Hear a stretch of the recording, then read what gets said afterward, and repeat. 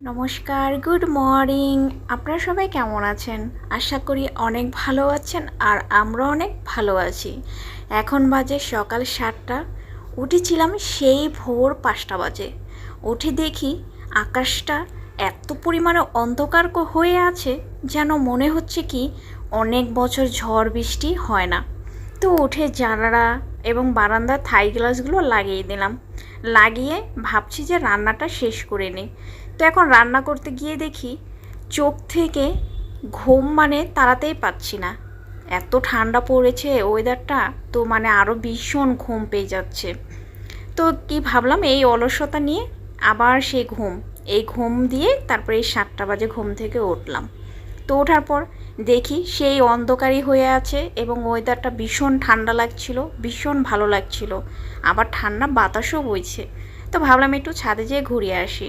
তো এই গাছগুলো আমি লাগিয়েছিলাম, তো এখানে এসে দেখি অনেকগুলো গাছে কল্লা হয়ে গেছে। আর ওপরে দেখছেন একটা কত বড় একদম নিচ দিয়ে প্লেন যাচ্ছে। আমার বাসা থেকে এয়ারপোর্টটা অনেকটাই কাছে, তো তাই সব সময় রেগুলারই প্লেন কিছুক্ষণ পরপরই যাওয়া আসা করে। তো দেখুন এই ফুলগুলো কত সুন্দর লাগছে। কিন্তু একটা শাক, এটাকে রান্না করে খাওয়া যায়। আমাদের গ্রামে তো এটা নইনা শাক নামে চেনে, আর হয়তো বিভিন্ন অঞ্চলে বিভিন্ন নামেও আছে এটা। যাই হোক, দেখুন এই ফুলগুলো কত সুন্দর লাগছে, নয়নতারা। মনে হচ্ছে কি শীতের সকালে একদম শিশির ভেজে আছে ফুলগুলোর উপরে। এত সুন্দর করে বৃষ্টির জলগুলো পড়েছে না, ফুলগুলো দেখতে ভীষণ ভালো লাগছিল। আর আকাশটার ওয়েদারটাও ভীষণ সুন্দর ছিল, ঠান্ডা, তারপর ঠান্ডা বাতাসও বইছিল। এদিকে সকালের নাস্তা নিয়ে বসে গিয়েছি।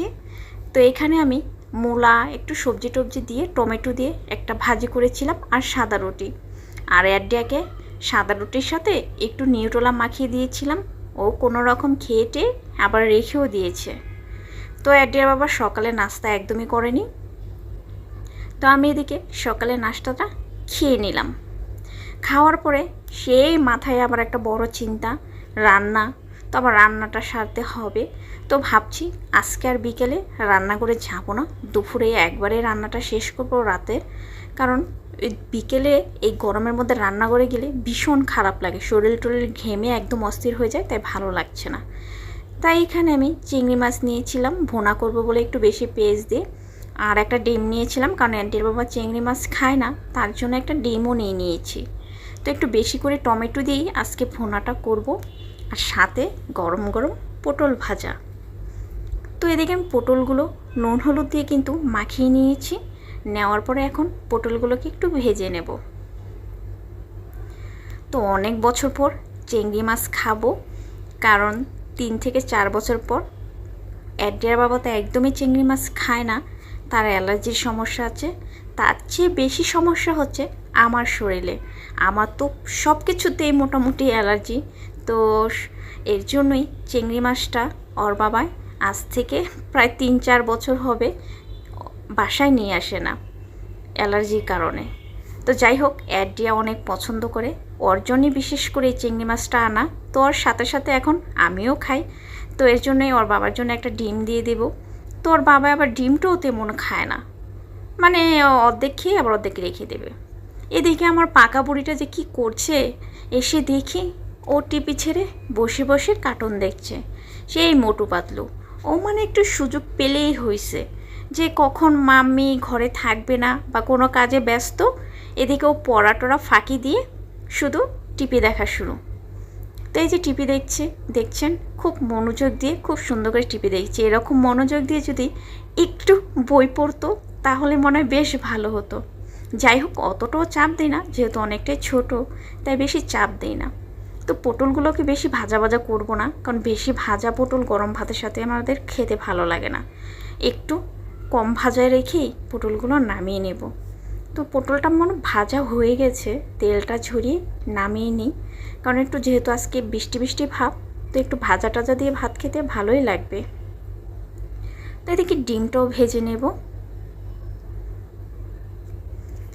তো ডিমটা দিলাম, দেখি ওর বাবা খায় কি না, না খেলে তো ফ্রিজে থাকবে।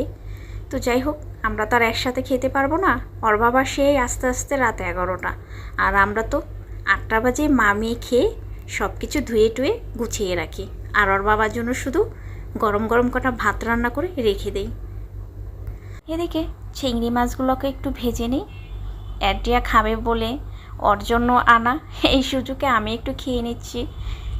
আমার চিংড়ি মাছের বরাবরই খুব ভালো লাগে খেতে, আর চিংড়ি মাছের বোনা হলে তো আমার আর কিছুই লাগে না, আমার ভীষণ পছন্দ। কিন্তু ওই যে অ্যাড্রিয়ার বাবা একদমই খেতে দেয় না, মানে একদম বকাবকি করে যে তোমার শরীরে এত অ্যালার্জি, তারপরে তুমি কেন চিংড়ি মাছ খাও। তারপর আরও কিছু খাবার আছে যেগুলো একদমই মানে আমাদের ঘরে সচরাচর আনাই হয় না বললেই চলে। তো যাই হোক, পেঁয়াজ আর কাঁচামরিচ দিয়ে পেঁয়াজগুলোকে একটু ভাজা ভাজা করে নেব। তো পেঁয়াজটা কিন্তু একটু ভাজা ভাজা হয়ে গেছে। এবার একটু আদা রসুন দিয়ে দেব। আদা রসুন পেস্টটা একটু কমই দেব, কারণ যেহেতু মাছ ভুনা করছি তো, তাই বেশি দিলে আবার একটু গন্ধ গন্ধ লাগতে পারে, তাই একটু কম দিয়েই একটু ভুনাটা আজকে করে নেব। তেলটাতে একটু ভেজে নিচ্ছি। তো এদিকে একটু তেলটাতে একটু ভাজা হয়ে গেছে, দিয়ে দেবো টমেটো। তো টমেটো না একটু বেশি করেই নিয়েছি আজকে আমি, মানে ভুনাতে একটু টমেটোটা বেশি করে খেতে আমার ভীষণ ভালো লাগে।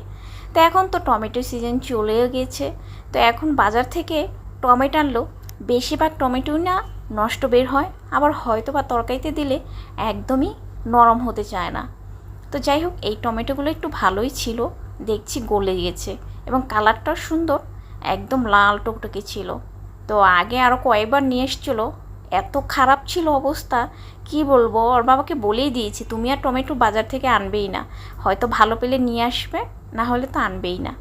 তো এর মধ্যে দিয়ে দিয়েছি শুকনো মরিচের একটু গুঁড়ো, হলুদ গুঁড়ো, এগুলো দিয়ে তারপর একটু কষিয়ে নেব। ধনে টনে গুঁড়ো আজকে দেবো না, বাটাবাটি করতে একদমই ইচ্ছে করছিল না। অ্যাডের বাবা মাঝে মাঝে প্রচুর পরিমাণে রেগে যায় যে তোমাকে আমি ব্লেন্ডার এনে দিয়েছিলাম, মিক্সার ব্লেন্ডার, যেটা মশলা টশলা গুঁড়া করবা বা প্রয়োজনীয় কাজগুলো তুমি করবা, কিন্তু কোথায়, তুমি তো সেই কী করো শিলনোড়ায় এই গুতাগুতি এগুলোই করো। তো মাঝে মাঝে রাগ করে, তারপরে কি করব, এই ব্লেন্ডার বের করো, আবার এই ফিটিং করো কারেন্টে, তারপর ধোয়াধুয়ি করো, ভালো লাগে না, একদম বেশি খারাপ লাগে, মনে হয় যে যা শিলনোড়াটা বেঁচে একটু বেটে নেই শেষ হয়ে যায়। তো যাই হোক, এদিকে আমার চিংড়ি ভুনাটাও হয়ে গেছে, একটু ভাজা জিরার গুঁড়ো দিয়ে দিলাম, ভালো লাগবে বেশ খেতে। আবার একটু কষিয়ে নেব, কষিয়ে নিয়ে তারপরে এখানে একটু জল দিয়ে দেব।